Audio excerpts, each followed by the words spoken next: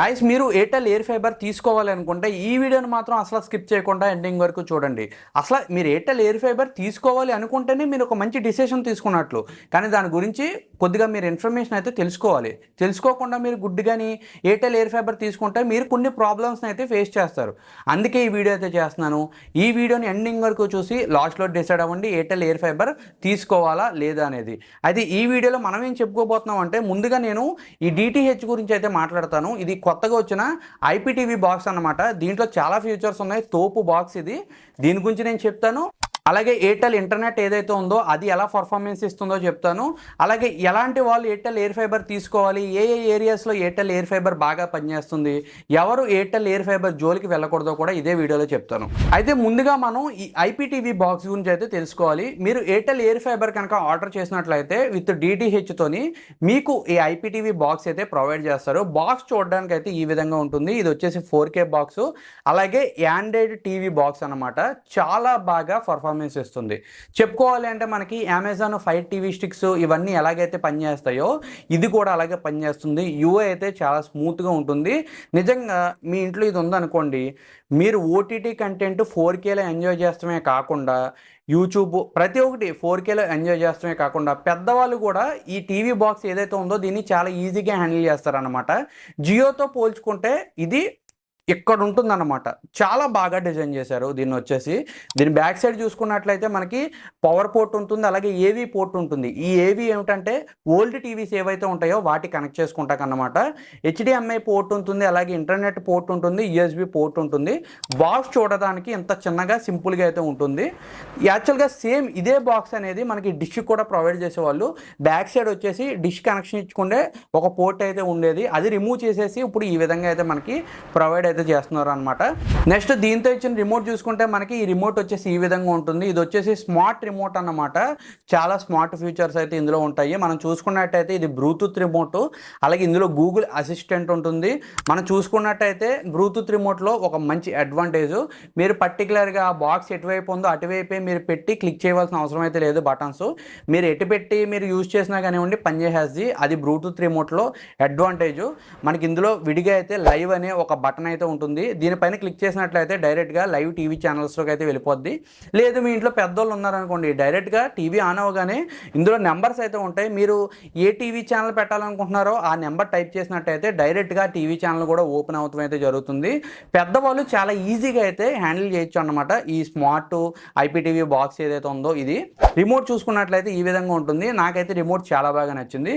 కానీ కొంతమందికి అయితే రిమోట్ నచ్చుతలేదు. ఎందుకు అంటే పాత సెటప్ బాక్స్ రిమోట్లు ఎలా ఉండే అంటే టీవీ రిమోట్ ఏదైతే ఉందో ఆ టీవీ రిమోట్ ఈ రిమోట్స్కి అయితే పేర్ చేసుకునేలాగా ఆప్షన్ అయితే ఉండేదన్నమాట. కానీ ఇందులో అయితే పేరింగ్ ఆప్షన్ అయితే నాకు ఏమీ కనపడలేదు. నేనైతే అన్నీ నెతికాను, మరి నాకు తెలియకో లేకపోతే ఇందులో ఫ్యూచర్ లేదో కానివ్వండి, నేను ఆన్లైన్లో రీసెర్చ్ చేశాను. అలాగే నేను కూడా ఇందులో ఉన్న బటన్స్ అన్ని యూజ్ చేసి పేర్ చేయడానికి అయితే ట్రై చేశాను కానివ్వండి, ఇందులో పేరింగ్ ఆప్షన్ అయితే లేదు. అది ఒకటే డిసడ్వాంటేజ్. మీరు ఖచ్చితంగా టీవీ రిమోట్ అలాగే ఈ రిమోట్ రెండు కూడా హ్యాండిల్ చేయవలసి ఉంటుంది మీరు టీవీ ఆన్ చేయాలంటే.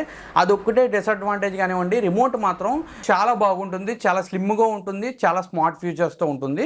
ఇది ఐపీటీవీకి సంబంధించిన మొత్తం సెట్ అన్నమాట. ఇలాగైతే ఈ రెండు మీకు ప్రొవైడ్ చేస్తారు. కేబుల్స్ అవన్నీ కూడా ప్రొవైడ్ చేస్తారు. మీకు ఎవరైతే టెక్నీషియన్ వస్తారో వాళ్ళైతే మీకు నీట్గా ఫిక్స్ చేసి అయితే వెళ్ళిపోతారు. వాళ్ళు కూడా అయితే దీన్ని మౌంట్ చేసుకునేలాగైతే ఉంటుంది. ఇంకా ఐపీటీవీ విషయానికి వస్తేనే ఐపీటీవీ అసలు ఎందుకు తీసుకోవాలి, డిష్ ఎందుకు తీసుకోకూడదు అంటే సింపుల్ థింగ్. డిష్ మనం పెట్టించుకున్నప్పుడు బయట బాగా మబ్బులు వేసాయి అనుకోండి, మీకు డిష్ ఆగిపోతుంది. లేదు బాగా వాన పడుతుంది అనుకోండి, అప్పుడు కూడా మీకు ఛానల్స్ ఆగిపోయే అవకాశం ఉంటుంది. అలాగే డిష్ వచ్చేసి ఓల్డ్ టెక్నాలజీ అయినందువలన ఆ ప్రాబ్లమ్స్ అయితే మనకు వస్తాయి. కానీ ఈ ఐపీటీవీ అనేది న్యూ టెక్నాలజీ అన్నమాట. మీకు వాన వచ్చినా వరదలు వచ్చినా మీ ఇంట్లో ఇంటర్నెట్ పనిచేస్తే చాలు, ఇది మీకు పనిచేస్తూ ఉంటుందన్నమాట. అసలు ఎటువంటి అంతరాయం లేకుండా మీ ఇంట్లో టీవీ పనిచేయాలి అనుకుంటే ఈ ఐపీటీవీ బెస్ట్ అన్నమాట ప్రతి ఒక్కరికి. మరి ఎందుకు ఐపీటీవీ వద్దని చెప్పారు పాత వీడియోలో అంటే చెప్పాను కదా, వీళ్ళు ఏదైతే మనకు ప్రొవైడ్ చేసే ఇంటర్నెట్ ఉందో అందులో మనకి 1000 GB లిమిట్ అయితే ప్రొవైడ్ చేస్తారనమాట. ఈ 1000 GBలోనే మీరు ఈ ఐపీటీవీ కూడా యూజ్ చేసుకోవాలి అని వీళ్ళు చెప్తున్నారు. యాక్చువల్గా ఇది పర్ డే ఒక 8 అవర్స్ ఈ ఐపీటీవీని యూజ్ చేస్తే ఇది ఒక 10 GB దాకా అయితే డేటాని అయితే ఈ యొక్క ఐపీటీవీ యూజ్ చేసుకుంటుంది. మనకి ప్రతిరోజు 10 GB యూజ్ చేసుకుంటూ ఉంటే అంటే ప్రతిరోజు చూస్తారు జనరల్గా ఇంట్లో ఉన్న ఆడవాళ్ళు. అయితే ప్రతిరోజు 8 అవర్స్ చూస్తే 10 జీబీ డేటా దీనికే ఖర్చు అయిపోతుంది. నెలకు ఒక 400 జీబీ ఈ ఐపీటీవీకే ఖర్చు అయిపోతుంది ఎటు చూసుకున్నా. మిగతాది ఇంకెంత మిగులుతుంది, ఒక 600 జీబీ మిగులుతుంది. ఆ 600 జీబీలోనే మీరు ల్యాప్టాప్లు యూజ్ చేస్తాం కానివ్వండి, మొబైల్ ఫోన్స్ యూజ్ చేస్తాం కానివ్వండి, మీ ఇంట్లో మీ అమ్మాల ఫోన్ కనెక్ట్ చేస్తాం కానివ్వండి, ఇలాగ 3-4 ఫోన్లు, ఒక కంప్యూటర్ యూజ్ చేశారనుకోండి, ఆ 600 జీబీ మీకు సరిపోదు అనమాట. అందుకే నేను ఫస్ట్ వీడియో అయితే చేశాను, ఈ ఐపీటీవీ ఇచ్చారు కదా డేటా కూడా మీరు ఎక్కువగా ఇస్తే సరిపోను అని. అయితే నేను కూడా కస్టమర్ కేర్ వాళ్ళని అడిగాను, ఈ 1000 జీబీలోనే మనం టీవీ యూజ్ చేసుకుంటూ అలాగే ఇంటర్నెట్ కంప్యూటర్స్కి యూజ్ చేసుకుంటూ ఉంటే ఎక్కడ సరిపోద్దండి 1000 జీబీ అని అడిగితే వాళ్ళు చెప్పారనమాట, చాలా కంప్లైంట్స్ మాకు కూడా వస్తున్నాయండి సేమ్ ప్రాబ్లం మీద, ఫ్యూచర్లో మేము కూడా మార్చుకుంటాము అని. వాళ్ళు అన్నట్టుగానే ఫ్యూచర్లో అయితే వీళ్ళు కూడా వీళ్ళ ప్లాన్స్లో కొన్ని చేంజ్ చేసి ఆ 1000 జీబీ పెంచే అవకాశం ఉంటుంది. కానీ ప్రజెంట్ ఇప్పుడు మనకి 1000 వస్తుంది కాబట్టి జీబీ లిమిట్ అదొకటే ప్రాబ్లం అనమాట. అలాగే మనం యాప్లో చూసుకున్నట్టయితేనే ఒకవేళ 1000 జీబీ నెల మధ్యలోనే అయిపోతే మనకి యాడ్ ఆన్ ప్యాక్స్ వేసుకుంటే యాప్లో కూడా కనపడతలేదు. దాని గురించి కూడా నేను కస్టమర్ కేర్ వాళ్ళతో మాట్లాడితే వాళ్ళు చెప్పారన్నమాట, యాక్చువల్గా మీరు మీ డేటా లిమిట్ దాటేస్తే మీరు కస్టమర్ కేర్కి ఫోన్ చేసి వాళ్ళతో చెప్పాలన్నమాట, నా డేటా అయిపోయింది 1000 జీబీ నాకు యాడ్ ఆన్ ప్యాక్ వేయండి అంటే వాళ్ళు ఒక 500 జీబీ అయితే మనకి యాడ్ ఆన్ ప్యాక్ అయితే వేస్తారు. కానీ మీరు దానికి కస్టమర్ కేర్ వాళ్ళకి అయితే ఫోన్ చేయవలసి ఉంటుంది. అలాగే మీరు ఒక 500 రూపాయలు అయితే కట్టవలసి ఉంటుంది. మీరు 500 రూపాయలు కస్టమర్ కేర్ వాళ్ళకి కడితే వాళ్ళు మీకు 500 జీబీ అయితే ఇస్తారు, అంటే ఒక జీబీ ₹1 అన్నమాట.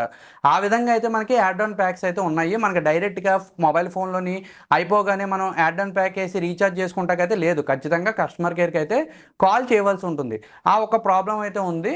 మనకి జియోలో చూసుకున్నట్టయితే అలా కాదు, డైరెక్ట్గా మీరు యాప్లోనే యాడ్ ఆన్ ప్యాక్ వేసి డేటాని అయితే మళ్ళీ రీఛార్జ్ అయితే చేసుకోవచ్చు.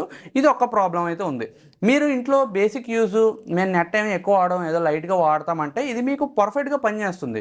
కాదు మీకు నెట్ యూజ్ ఎక్కువ ఉంది అంటేనే మీకు కొద్దిగా ఎయిర్టెల్ అనేది ఇబ్బంది అయితే అవుతుంది అనమాట, ఎందుకంటే ఈ ఐపీటీవీ ఉంది కాబట్టి. మాకు టీవీ వద్దు ఓన్లీ నెట్ ఉంటే చాలు అనుకుంటే విడిగా నెట్ మాత్రం వచ్చే ప్యాకేజ్ అయితే ఉంది, అది తీసుకుంటే మీకు పనిచేస్తుంది అనమాట. మరి ఇంకా వైఫై గురించి మాట్లాడుకుంటే వైఫై అయితే నెక్స్ట్ లెవెల్ అయితే పనిచేస్తుంది. నేను ఇప్పుడు ఏదైతే ఈ కొత్తగా ఇన్స్టలేషన్ చేయించుకున్నానో ఇది వాడకముందు నేను ఇంకొక ఎయిర్టెల్ ఎయిర్ ఫైబర్ అయితే యూజ్ చేసేవాడిని అనమాట.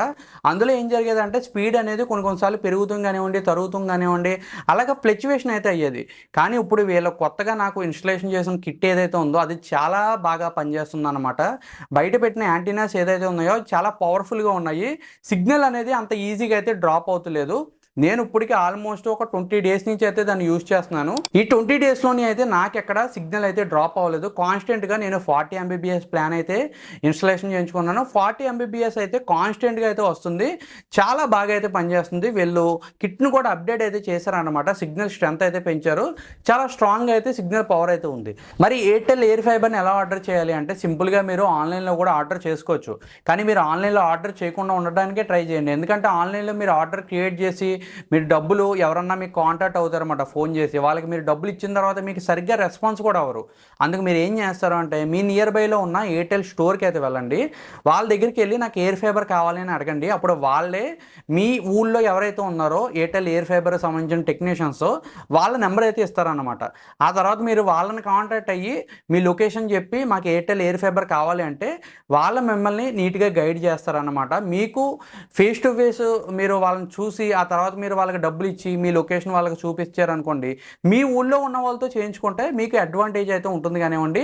ఆన్లైన్లో కనుక మీరు ఆర్డర్ క్రియేట్ చేసి మీరు ఆన్లైన్లోనే పే చేసేస్తారు, మీరు చాలా ఇబ్బంది అయితే పడవలసి వస్తుంది. అందుకు మీ లోకల్లో ఉన్న ఎయిర్టెల్ స్టోర్కి అయితే ఖచ్చితంగా వెళ్ళండి.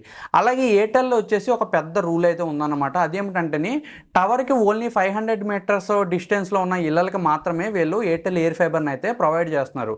మీకు 500 మీటర్స్లోని టవర్ ఉందనుకోండి 5G టవర్, వాళ్ళకి మాత్రం ఎయిర్టెల్ ఎయిర్ ఫైబర్ అయితే అవైలబిలిటీగా ఉంటుందన్నమాట. మరి 500 మీటర్స్ కన్నా దూరంగా ఉన్న వాళ్ళకి ఎయిర్టెల్ ఎయిర్ ఫైబర్ పనిచేయదా అంటే పనిచేస్తుంది, కానీ ఈ టెక్నీషియన్స్ ఎవరైతే ఉన్నారో వాళ్ళు మనకి ఇన్స్టలేషన్ అయితే చేయరన్నమాట.